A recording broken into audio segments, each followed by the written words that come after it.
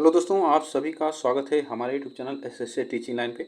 दोस्तों, हम लोग देखिएगा यूपी टेट 2026 के लिए, जो कि आप लोग जानते हैं कि जनवरी में 29-30 को एग्ज़ाम होने वाला है। तो उसके लिए हम लोग यह प्रैक्टिस सेट हम लोग ईवीएस का सेकंड कर रहे हैं। तो चलिए स्टार्ट करते हैं हम लोग आज के यह प्रैक्टिस सेट, जो कि एग्जाम में यहाँ से प्रश्न जरूर पूछे जा सकते हैं।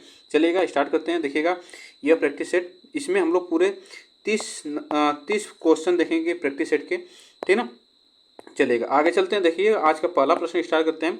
संविधान सभा ने राष्ट्रीय गान को अपनाया था।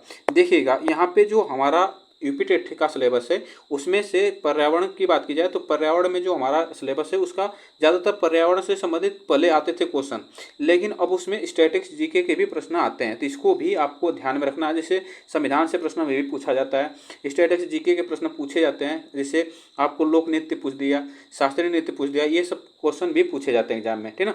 इतनी बातें आपको ध्यान रखना है। तो चलिए बताइएगा, संविधान सभा ने राष्ट्रीय गान को अपनाया था 26 दिसंबर 1950 को, 24 जनवरी 1950 को, 21 मई 1949 को और 13 नवंबर 1949 को। तो यह आपको बताना है कि संविधान सभा ने राष्ट्रीय गान को अपनाया था। तो सबसे पहले तो आपको याद रखना है कि इस राष्ट्रीय गान को जब अपनाया गया था, तो इससे पहले आप याद रखना कि यह 24 जनवरी 1950 को अपनाया गया था। जो राष्ट्रीय गान था हमारा, यह 24 जनवरी 1950 को अपनाया गया था। लेकिन आपको इतनी बातें ध्यान देना होगा कि अगर पूछा जाए कि सबसे पहली बार जो राष्ट्रीय गान यह कब गाया गया था, अगर पूछा जाए कि सबसे पहली बार जो राष्ट्रीय गान गाया गया था, तो वह गाया गया था, आपको याद रखना 27 दिसंबर, याद रखना 27 दिसंबर 1911 में, ठीक ना। 27 दिसंबर 1911 में यह कलकत्ता अधिवेशन में, ठीक ना, कलकत्ता अधिवेशन, जो कि कांग्रेस का अधिवेशन था, यहाँ पे यह गाया गया था, अधिवेशन में गाया गया था 1911 में। इतनी बातें आपको ध्यान देना, यह प्रश्न यहाँ से पूछा जा सकता है। उसके बाद देखिएगा पूछा जाता है कि हमारा राष्ट्रीय ध्वज, ठीक ना, राष्ट्रीय ध्वज जो है यह कब अपनाया गया था, राष्ट्रीय ध्वज वह कब अपनाया गया था। तो इसको ध्यान दीजिएगा, यह 22 याद रखना 22 जुलाई, याद रखना 22 जुलाई, याद रखना 22 जुलाई 1947 को, याद रखना 1947 को हमारा राष्ट्रीय ध्वज को अपनाया गया था। उसके बाद पूछ दिया जाता है कि आपसे पूछा जाए कि जो हमारा संविधान सभा की पहली बैठक कब हुई थी, ये भी आप याद रखना। संविधान सभा की पहली बैठक, ठीक ना, पहली बैठक आपसे पूछा जाएगा तो पहली बैठक कब हुई थी, तो ये भी आप याद रखना। संविधान सभा की पहली बैठक 9 दिसंबर, याद रखना 9 दिसंबर 1946 में, ठीक ना, 9 दिसंबर 1946 में पहली बैठक हुई थी। इतनी बातें ये भी आप याद रखिएगा। और उसके बाद पूछा जाता है कि संविधान सभा लागू कब हुआ था, ये भी आप याद रखना। संविधान सभा लागू कब हुआ था, संविधान जो हमारा लागू कब हुआ था, ठीक ना, संविधान लागू कब हुआ था, संविधान लागू कब हुआ था, यह पूछ दिया जाएगा एग्जाम में। तो संविधान जो हमारा लागू हुआ था यह 26 जनवरी 1950, ठीक ना, 1950 को लागू हुआ था और अपनाया गया था। आप याद रखना संविधान को अपनाया गया था कब, तो यह 26 नवंबर, याद रखना 26 नवंबर 1949 को अपनाया गया था। ये भी आप याद रखना 26 नवंबर 1949 को अपनाया गया था। इतनी बातें, और लागू जो हुआ था हमारा 26 जनवरी 1950 को लागू हुआ था। इतनी बातें आप ध्यान रखिएगा, यहाँ से प्रश्न पूछा जा सकता है, ठीक ना। चलेगा, आगे चलते हैं। देखिएगा पुष्कर मेला कहाँ आयोजित होता है, ठीक ना, पुष्कर मेला कहाँ आयोजित होता है, यह जयपुर में, उदयपुर में, जोधपुर में, अजमेर में। तो पुष्कर मेला की बात की जाए तो पुष्कर मेला जो आयोजित कहाँ होता है, यह प्रश्न आपसे पूछा जाता है। आप लोग देखिएगा, यह जितने भी शहर दिया है तो यह सभी राजस्थान के हैं, ठीक ना, राजस्थान के। तो आप लोग देखते जान जाएंगे कि मतलब यह राजस्थान में तो आयोजित होता है, लेकिन किस शहर में, तो यह भी आप याद रखना। तो यह शहर है अब अजमेर, ठीक ना, अजमेर शहर में, जो कि यह अजमेर जिला में यह आयोजित होता है। इसको आपको याद रखना, प्रश्न पूछा जा सकता है इसे। और इसे पुष्कर मेला को ऊंट या पशु मेला के नाम से भी जाना जाता है, ऊंट मेला या पशु मेला के नाम से भी जाना जाता है, इसको भी ध्यान दीजिएगा। और इसे कार्तिक मेला के नाम से भी जाना जाता है, ठीक ना, कार्तिक मेला के नाम से जाना जाता है, और इसे पुष्कर मेला के नाम से भी जाना जाता है। यह प्रश्न आपसे पूछा जाता है। और यह कब आयोजित होता है, तो यह नवंबर दिसंबर में, ठीक ना, नवंबर दिसंबर में यह आयोजित होता है। इतनी बात याद रखिएगा, यह कार्तिक पूर्णिमा के दिन पे यह आयोजित होता है, जो कि यह विश्व का सबसे बड़ा मेला, पशु मेला, ऊंट मेला होता है। ये भी आप याद रखिएगा। चलेगा, आगे चलते हैं। देखिएगा निम्नलिखित में से पराबैंगनी किरण में से कौन सी अधिक हानिकारक है? तो कौन सी अधिक हानिकारक है? UVA, UVB और UVC उपरोक्त में से कोई नहीं। तो यह आप याद रखना कि जो पराबैंगनी किरण है यह सबसे जो हानिकारक उसमें होती है हमारी, वह UVC होती है, ठीक है। UVC जो कि यह त्वचा पे असर इसका डालता है। आप लोग जानते हैं कि इसको पराबैंगनी किरणों को ओजोन परत रोकती है, इसको याद रखना, ओजोन परत रोकती है। और इससे पहले ओजोन परत आप याद रखना का ओजोन परत जब नहीं रोक पाती है तो इससे जो हमारा क्या होता है, UVC जो किरणें आती हैं वो हमारे त्वचा को प्रभावित करती हैं, उससे क्या होता है हमारा त्वचा कैंसर भी हो जाता है। इसको भी आप ध्यान दीजिएगा। चलेगा, आगे चलते हैं। देखिएगा, निम्नलिखित में से कौन सा जैवमंडल का अजैविक घटक नहीं है? अजैविक घटक नहीं पूछा है, इसमें से बताएगा। तो देखिए, जैवमंडल का जो हमारा घटक होता है वह जैवमंडल का दो घटक होते हैं, एक होता है जैविक, याद रखना, एक होता है जैविक, आप याद रखना, एक होता है अजैविक, ठीक ना, एक होता है अजैविक, ठीक ना, अजैविक। जैविक में आपको इतनी बातें याद रखना है कि इसमें जो जैविक जो घटक होते हैं इसको याद, इसमें सभी जीवित जंतु आते हैं, ठीक ना, सभी जीवित जीव जो होते हैं वो आते हैं, सभी जीवित, याद रखना, जीवित जो होते हैं, सभी जीवित जो जीव होते हैं वो आते हैं। और अजैविक में जो होते हैं हमारे वो आते हैं जो निर्जीव होते हैं, ठीक ना, निर्जीव, आप याद रखना, निर्जीव जो होते हैं वो आते हैं। इतनी बातें याद रखना। तो इसमें जो हमारा आपसे पूछा है कि इसमें से पूछा कि अजैविक घटक नहीं है, तो वह जो हमारा कवक, ठीक ना, प्रोटीन, मृदा, फास्फोरस, ये जो हमारा निर्जीव होते हैं। कवक जो होता है यह जीवित घटक होता है, इसको याद रखना, यह जैविक घटक होता है। तो इसमें जो ऑप्शन हमारा सही होगा यहाँ पे सी सही होगा।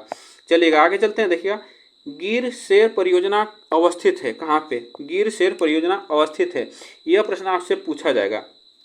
गिर शेर परियोजना अवस्थित है, इससे आप याद रखना, यह जो एशियाई शेर के लिए प्रसिद्ध है, ठीक ना, एशियाई, एक मिनट, एशियाई, याद रखना, एशियाई शेर के लिए प्रसिद्ध है। तो इसको भी आपको याद रखना, इसे आप याद रखना, इससे जो एशियाई जो शेर था इसके प्रोजेक्ट टाइगर, इसको बचाने के लिए, एशियाई शेरों को बचाने के लिए प्रोजेक्ट लायन लाया गया था। इसको भी आप याद रखना, प्रोजेक्ट आपसे पूछा जाता है, प्रोजेक्ट लायन लाया गया था। यह जो आपको याद रखना, यह परियोजना लाया गया था प्रोजेक्ट लायन के नाम से। और यह कहाँ पे है? तो हमारा यह गुजरात में, ठीक ना, यह गुजरात में एशियाई बब्बर शेर के लिए प्रसिद्ध है। आप इसको याद रखना, गिर जो शेर परियोजना है, इसको गिर राष्ट्रीय उद्यान जो है हमारा, इसे याद रखना, गिर राष्ट्रीय उद्यान आपसे पूछा जाता है, यह पूछा जाता है गिर राष्ट्रीय उद्यान जो है, इसे शासन गिर के नाम से भी जाना जाता है, शासन गिर के नाम से भी जाना जाता है। इसको आप लोग ध्यान दीजिएगा। तो इसमें जो ऑप्शन हमारा से होगा ए। चलिएगा, आगे चलते हैं। WWF से आशय है, तो WWF से आशय क्या है? World wide fund, world war fund, world wide life fund और वर्ल्ड वॉच फंड। इसमें से आपको बताना WWF से आशय क्या है, यह प्रश्न आपसे पूछा जाता है, ठीक ना। इसको आपको याद रखना है। इसका अगर पूछा जाए हिंदी में तो इसका याद रखना, विश्व वन्य जीव कोष इसका नाम होता है, ठीक ना, विश्व, याद रखना, विश्व वन्य, याद रखना, वन्य जीव कोष, विश्व वन्य जीव कोष इसका नाम होता है। इसको याद रखना। इसका जो नाम है हमारा वर्ल्ड वाइल्ड लाइफ फंड, ठीक ना, यह आपको याद रखना, वर्ल्ड वाइल्ड लाइफ फंड इसका नाम होता है। यह प्रश्न आपसे पूछा जाता है। या तो इसको एक नाम से और जानते हैं, इसको हम इसको जानते हैं जो वन्य जीव कोष है, इसको जानते हैं, इसको नाम से आप याद रखना, इसका नाम है world wild fund for nature. इसका आप याद रखना, वर्ल्ड वाइड फंड, याद रखना, फंड फॉर नेचर, इसको याद रखना, इस नाम से भी जाना जाता है। तो इसको आपको इतनी बातें याद रखना है। चलिएगा, आगे चलते हैं। गंगा नदी निकलती है, गंगा नदी कहाँ से निकलती है? अरावली श्रेणी से, लद्दाख ग्लेशियर से, गंगोत्री ग्लेशियर से, मिलाप ग्लेशियर से। तो आप लोग जानते हैं जो हमारा यमुना और गंगोत्री जो गंगा नदी है यह सभी उत्तराखंड से निकलती हैं, ठीक ना, उत्तराखंड से निकलती हैं, ये भी आप याद रखना। और यह निकलती है गंगोत्री ग्लेशियर से। कहाँ से निकलती है? गंगोत्री ग्लेशियर से निकलती है।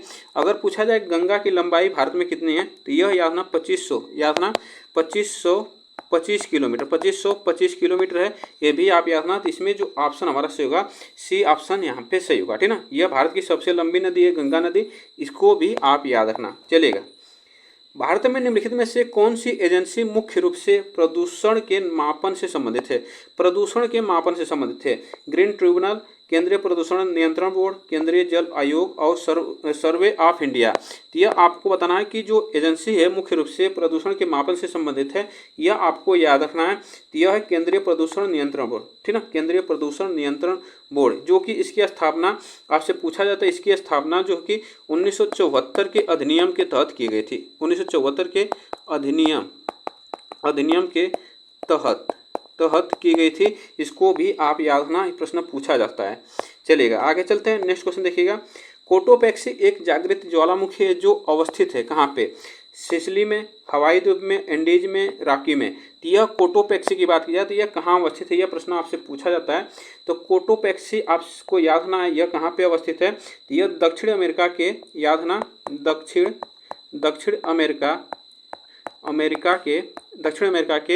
अमेरिका के इक्वाडोर में एंडीज पर्वत में, ठीक ना, इक्वाडोर में एंडीज, याद रखना, एंडीज पर्वतमाला में। कहाँ पे? एंडीज पर्वतमाला में है। एंडीज पर्वतमाला में अवस्थित है, ठीक ना, में स्थित है। ये भी आप याद रखना, स्थित है। तो यह कहाँ पे? एंडीज पर्वत। आपको इतनी बातें याद रखना कोटोपैक्सी, और जो ये कि जागृत ज्वालामुखी है, ठीक ना, जागृत ज्वालामुखी। आगे चलते हैं। तिब्बत की सांगपो नदी भारत में किस नाम से जानी जाती है? तिब्बत की सांगपो नदी आपसे पूछा जाए कि यह किस नाम से जानी जाती है भारत में? देखिए, गंगा नाम से, यमुना नाम से, ब्रह्मपुत्र के नाम से, सिंधु।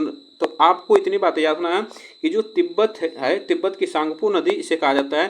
तो यह कहाँ से निकलती है? तिब्बत से निकलती है। इसे तिब्बत में यारलुंग तसंगपो कहा जाता है। इसे एक नाम से और जाना जाता है यहाँ पे, याद रखना, यारलुंग तसंगपो के नाम से भी जाना जाता है, यह तिब्बत में, ठीक ना। उसके बाद भारत में प्रवेश करती है अरुणाचल प्रदेश से, ठीक ना। कहाँ पे प्रवेश करती है? अरुणाचल प्रदेश से प्रवेश करती है। और इसे किस नाम से जाना जाता है? तो दिहांग, जो अरुणाचल प्रदेश में दिहांग या सियांग नाम से, इसे सियांग नाम से भी जाना जाता है। तो इसको याद रखना, सियांग या दिहांग नाम से, दोनों नाम से जाना जाता है। उसके बाद इसे असम में इसे ब्रह्मपुत्र के नाम से जानी जाती है, ठीक ना, ब्रह्मपुत्र के नाम से जानी जाती है। और असम की यह शोक नदी के नाम से, तबाही के नाम से भी जाने जाते हैं, शोक नदी के नाम से भी जाने जाते हैं।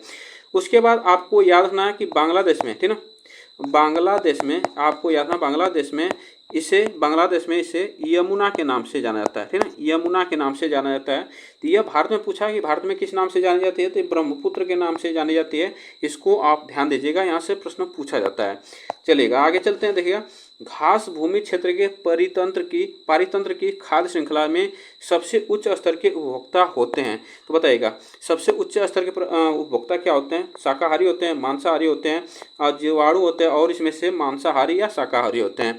तो यह आपसे प्रश्न पूछा है, बताइएगा इसमें से कौन सा ऑप्शन हमारा सही होगा। यहाँ पे घास भूमि क्षेत्र के पारितंत्र की श्रृंखला से पूछा है। तो इतनी बातें आप याद रखना कि इसमें जो हमारा इसका पिरामिड बनता है, पहले आता है उत्पादक, ठीक ना, उत्पादक आता है। उसके बाद उत्पादक के बाद हमारा आता है प्राथमिक उपभोक्ता, ठीक ना, प्राथमिक उपभोक्ता आता है। फिर उसके बाद आता है हमारा द्वितीयक उपभोक्ता आता है, द्वितीयक उपभोक्ता। फिर तीसरा जो आता है हमारा वह तृतीयक उपभोक्ता आता है, तृतीयक उपभोक्ता, ये भी आप याद रखना, उपभोक्ता आता है, ठीक ना। इतनी बातें याद रखना। अगर यह जो सबसे इसमें पूछा कि सबसे उच्च स्तर के जो हमारा उपभोक्ता है, तो उसमें मांसाहारी जो उपभोक्ता होते हैं वो होते हैं, ठीक ना। इतनी बातें याद रखना। और यहाँ से इसकी श्रृंखला आप देख लीजिएगा, श्रृंखला कैसे बनती है। तो इसकी श्रृंखला से याद रखना, यहाँ पे देखिए उपभोक्ता जो होता है हमारा घास, क्या होता है? घास उपभोक्ता होता है। और यहाँ पे हमारा बाँझ, ठीक ना, याद रखना बाँझ, यहाँ पे हम रख दिए बाँझ।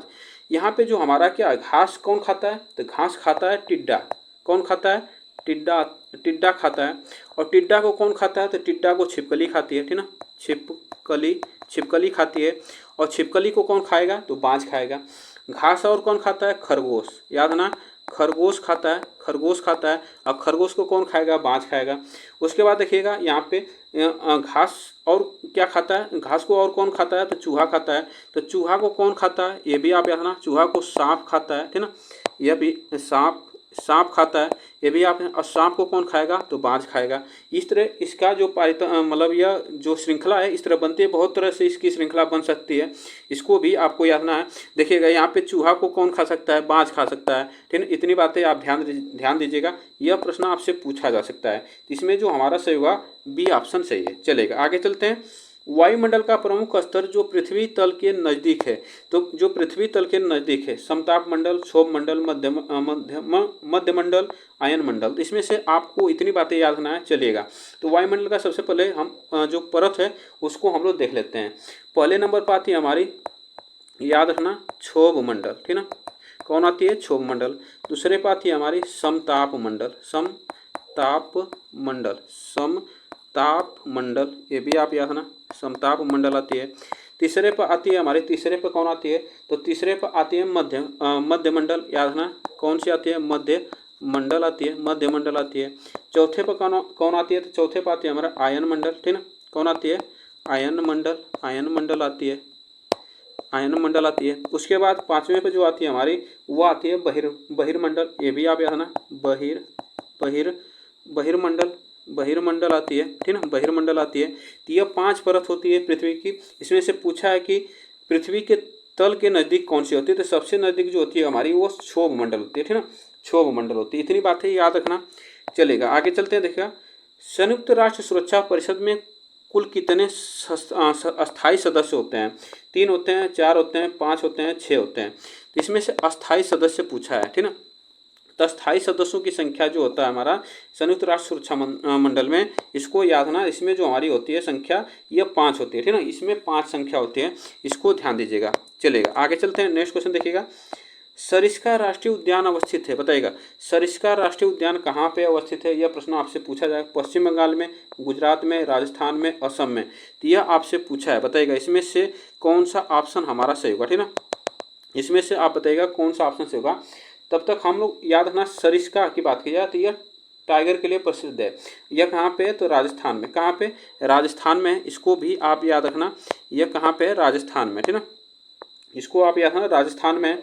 उसके बाद अगर कुछ राजस्थान की हम जो राष्ट्रीय उद्यान है उसको भी जान लेते हैं। जैसे पूछा जाता है रणथंभौर, ठीक ना, रणथंभौर कहाँ पे है, तो रणथंभौर कहाँ पे है, यह राजस्थान में राष्ट्रीय उद्यान है। केवला याद रखना, केवला राष्ट्रीय उद्यान, केवलादेव याद रखना, केवलादेव राष्ट्रीय उद्यान कहाँ पे है, राजस्थान में। उसके बाद जो हमारा पूछा जाता है सरिस्का, तो सरिस्का हमारा दिया है, तो इसको याद रखना। फिर उसके बाद पूछा दर्रा, ठीक ना, दर्रा राष्ट्रीय उद्यान, ये भी कहाँ पे है, दर्रा राष्ट्रीय उद्यान, ठीक ना, उद्यान जो है कहाँ पे है, यह राजस्थान में। उसके बाद आता है हमारा रेगिस्तान राष्ट्रीय उद्यान पूछा जाता है, रेगिस्तान राष्ट्रीय उद्यान कहाँ पे है, तो यह कहाँ पे है, राजस्थान में। उसके बाद याद रखना कुल्हड़गढ़, कुल्हड़गढ़ आपको याद रखना, कुंभलगढ़ याद रखना, कुंभलगढ़ कहाँ पे है, तो ये भी राजस्थान में। यह सभी राष्ट्रीय उद्यान है, वन्यजीव अभ्यारण्य है, इसको ध्यान दीजिएगा। चलेगा आगे चलते हैं। नेक्स्ट क्वेश्चन देखिएगा, पारिस्थितिकी तंत्र में ऊर्जा का मुख्य स्रोत होता है, बताइएगा ATP, सूर्य प्रकाश, DNAP और RNAP। बताइएगा पारिस्थितिकी तंत्र में ऊर्जा का मुख्य स्रोत क्या होता है, तो आप लोग जानते हैं कि सूर्य का प्रकाश। जो पारिस्थितिकी तंत्र होता है उसमें सबसे मुख्य स्रोत होता है हमारा सूर्य का प्रकाश, इसको आप लोग ध्यान दीजिएगा। चलेगा आगे चलते हैं। एक मार्ग का संबंध है, बताइएगा गुणवत्ता से, पैकेजिंग से, संसाधन से, उत्पादन से। तो यह आप याद रखना, एक मार्ग जो आप लोग किसी भी प्रोडक्ट पर उत्पादक होता है, जो हमारा प्रोडक्ट होता है उस पर एक मार्क लगा होता है, तो वो आप लोग इतनी बातें ध्यान दीजिएगा। वो इसलिए लगाया जाता है कि उसकी जो गुणवत्ता है वो अच्छी है, ठीक ना, इसलिए वो लगाया जाता है। चलेगा आगे चलते हैं। देखिएगा आर्सेनिक द्वारा जल प्रदूषण सर्वाधिक होता है उत्तर प्रदेश में, यहाँ पे होगा, बताइएगा उत्तर प्रदेश में, मध्य प्रदेश में, बिहार में, पश्चिम बंगाल में। तो बताइएगा आर्सेनिक जो होता है यह एक प्रकार का क्या होता है, जल प्रदूषण होता है, और यह इसकी जो मात्रा सबसे अधिक हो जहाँ पाई जाती है तो वो पश्चिम बंगाल में पाई जाती है, ठीक ना, यह पश्चिम बंगाल में पाई जाती है, इसको आप लोग याद रखना। चलेगा आगे चलते हैं। वन्य जीव सुरक्षा अधिनियम पारित किया गया था, वन्य जीव सुरक्षा अधिनियम पारित किया गया था 1960 में, 1962 में, 1972 में, 1975 में। तो वन्य जीव सुरक्षा परिषद अधिनियम यह पारित किया गया था, यह पूछा जाएगा एग्जाम में, तो यह याद रखना 1972 में। कब किया गया था, आपसे पूछा जाएगा, तो 1972 में किया गया था, ठीक ना, 1972 में किया गया था। इसमें ऑप्शन सी सही है, चलेगा। दूध से दही बनने की प्रक्रिया को कहते हैं, दूध से दही बनने की प्रक्रिया क्या कहा जाता है? प्रकाश संश्लेषण कहा जाता है, आसवन कहा जाता है, किण्वन कहा जाता है, स्टेरिलाइजेशन कहा जाता है। तो यह आप याद रखना, दूध से दही बनने की प्रक्रिया को कहा जाता है।